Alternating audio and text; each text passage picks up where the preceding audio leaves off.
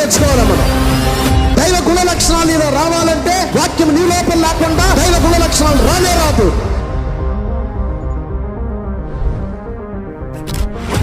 ఏంటి వాక్యం అంటారే? ఈ కాలం యొక్క వాక్యం చేయుటకే నువ్వు పుట్టిండవు. ఈరోజు దైవత్వం నీలో కనపడాలి. దేవుళ్ళో ఉన్న స్వరూపం నీ లోపలికి రావాలా. నువ్వు మాట్లాడే దేవుడు వాక్యంగా ఉండాలా. నువ్వు నడిస్తే దేవుడు నీలో కనపడాలా. నీ రోడ్లో కనపడాలా, మీ ఇంట్లో కనపడాలా, మీ చర్చిలో కనపడాలా. దేవుడే నడుస్తున్నాడని చెప్పాలా.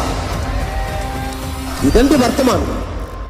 ఈ కాలపు యొక్క వర్తమానం అనేది ఒక మనిషి వర్తమానం కాదు. ఇది విలియం బ్రానమ్ యొక్క మనిషి జ్ఞానంలోంచి వచ్చింది కాదు. ఇది ఏమంటున్నాడో తెలుసా దేవుడు? This is not William Branham, this is I the lord.